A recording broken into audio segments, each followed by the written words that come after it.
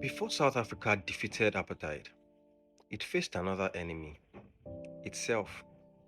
In the 1980s, the struggle for liberation was not only black versus white, it was the African National Congress versus the Inkatha Freedom Party. Two black movements fighting for the same freedom, yet driven apart by fear, politics, and a tactic older than colonialism itself. Divide and conquer. The ANC had long been a symbol of organized resistance. This was Mandela's party, the movement of exile networks. Inkatha, led by Buthelezi, emerged from the Zulu cultural nationalism.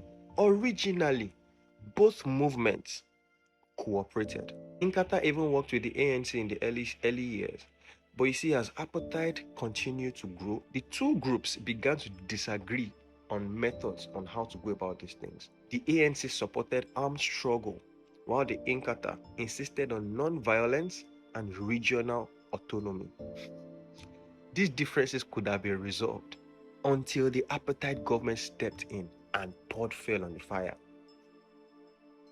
By the early 1980s, the apartheid regime saw an opportunity.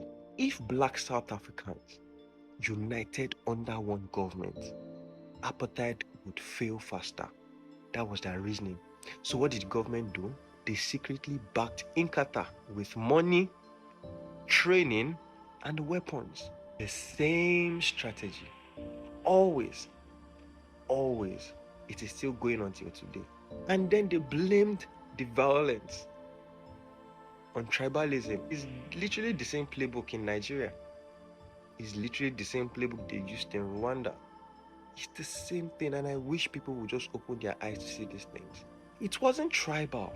It was political engineering designed to weaken the liberation struggle from the inside.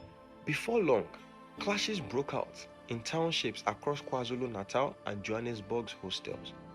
Families were divided, neighbors turned enemies. The fight for freedom had become a battlefield of suspicion.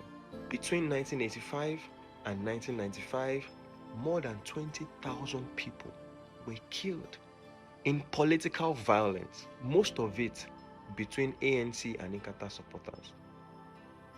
And then the people that engineered it were just looking on, like, yeah, this is what we wanted. Trains were attacked, homes were burned, hostels became war zones. People you have lived with forever started to hate you.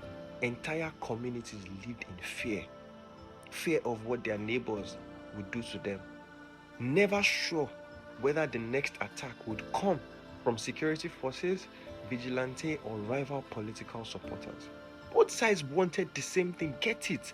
Both of you wanted the same thing, yet you're fighting each other. Does it make sense? And no one could just sit down and say, let us think about this. We want the same thing. Why are we fighting each other?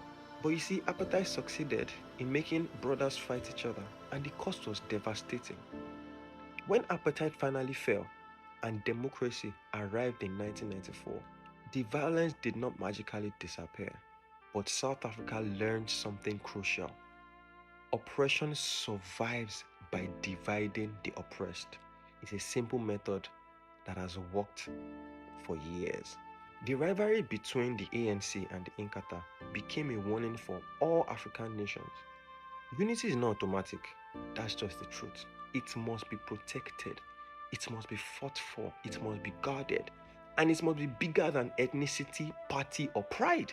South Africa eventually healed, not perfectly, not fully, but they eventually healed. They healed enough to show that unity is possible after division.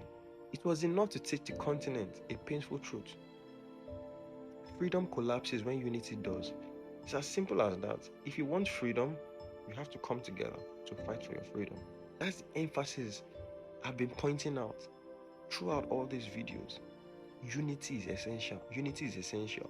There are people who will tell you Africa is divided into so many ethnic tribes. Africa is fragmented. They are true. But you see, the whole essence of unity is to bring two separate entities together to fight for something, a united vision, If we see things the same way, then we don't need to unite because we are already united. So the excuse of a fragmented Africa does not hold water, because when unity comes, all that is going to be done away with. But if we don't want unity, we're not going to get it. It's as simple as that. It's as simple as that.